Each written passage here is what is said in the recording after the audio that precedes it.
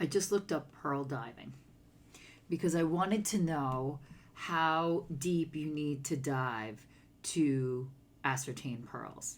And it's all different depths, but basically the reason that it is not normally done anymore and you use kind of the helmet that brings the air down from the surface is because it's deep enough that if you free dive, you can experience decompression sickness. And I looked that up, and I bring that up because one of my analogies that has been more and more true for me when I fall into the pit, like I did yesterday, is that I am to a level now where I need to descend pretty far to get the pearls that I'm after.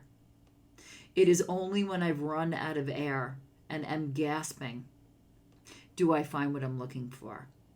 And the other thing is, there is a time, a precise moment in your descent where your feet will hit the bottom and then you will start your ascent.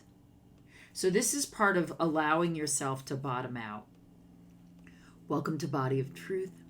I am Rebecca Windsor. Body of Truth was born. There is no other way to say it. It was born after years of suppressing my intuition and my own inner voice.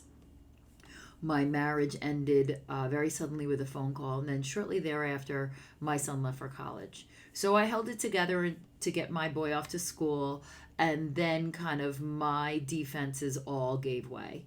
I was able to function, do the minimal function in the world, make it to work, but I spent most of the better part of a year and a little bit more longer than that basically sleepwalking, really almost unable to function, numb, detached, watching life happen through a thick plate of glass. And so in this place of abject despair, because I was just too exhausted to fight, I finally started to allow the voice, my inner voice and my intuition, pick up in volume.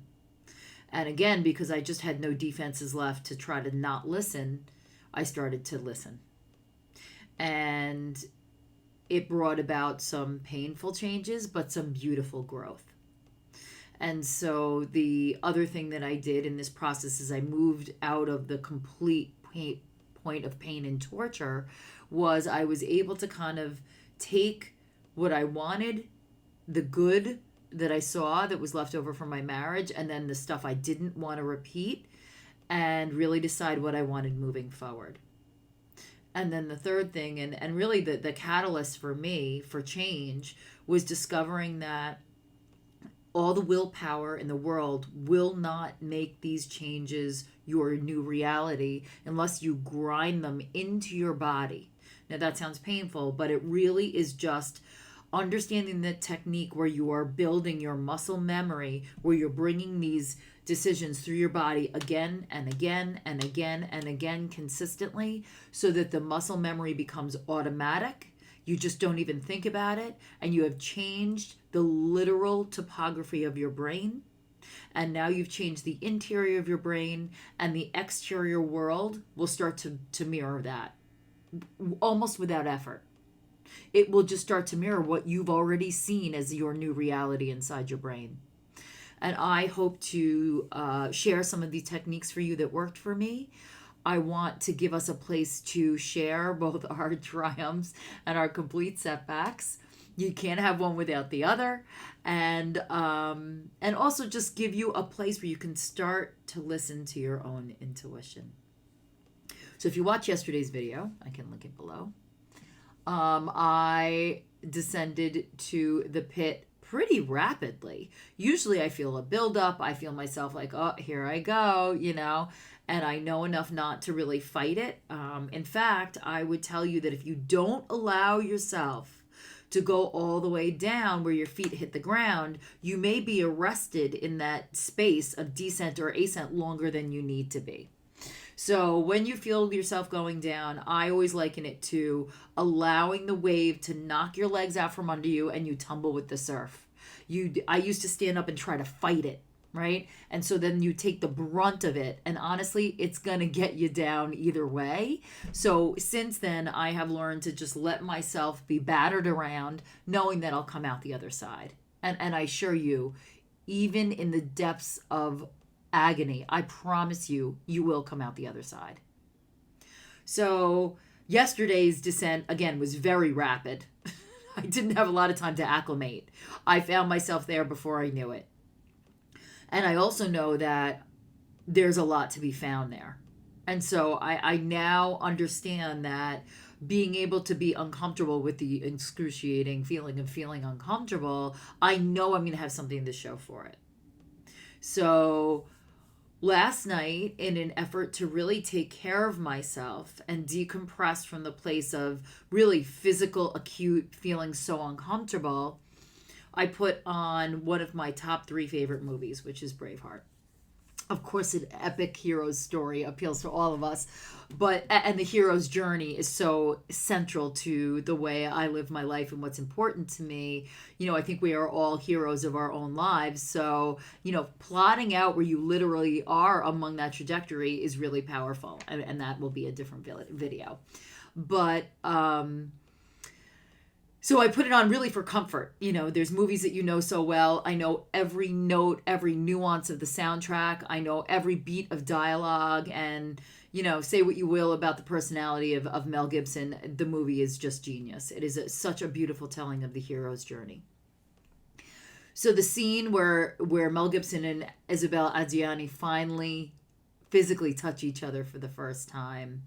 By then I was kind of beginning to sort of come out of like the complete, sometimes I just feel just completely out of it. And I was able to kind of take in that scene, pay a little bit more attention than I had been for the rest of the movie. And it gave me the gift of being able to reflect back. I talk about how Body of Truth was begun with the end and the point of agony of the end of my marriage. But it gave me the gift of being able to pay homage to the good parts.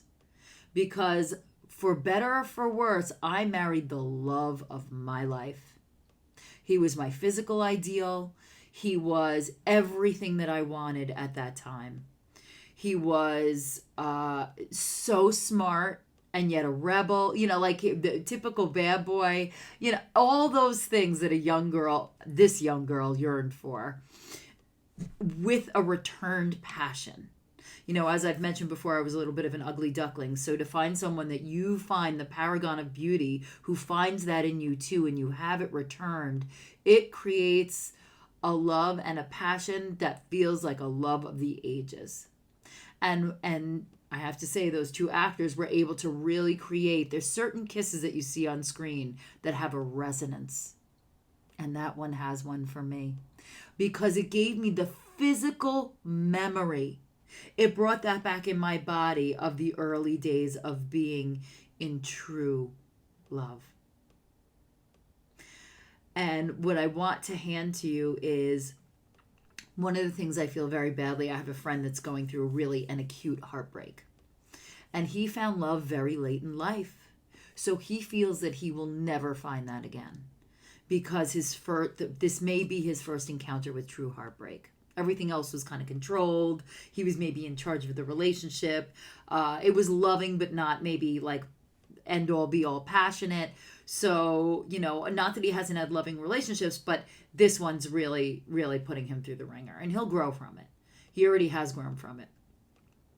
But being able to have the gift of the reflection of coming out the other side of pain and being able to bring with you the beautiful parts, and that we really did, as young people, have true fairy tale storybook love. It didn't last, but that's okay, because I don't know that everyone even gets that, and I don't regret it. First of all, I got a fantastic kid out of it, so I don't regret it anyway.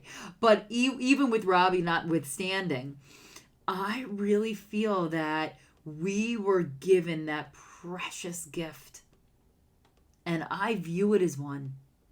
So today, if you're being able to slightly separate yourself from the agony and pain. See if there's any pearls that offer themselves to you. See if there's anything that comes up for you that you are taking away as this one I want to keep. There's a lot that I left behind that I was so glad to leave behind. But there are certain things like the expression of love that is sacred and that I will always keep with me. So I hope that you found this useful.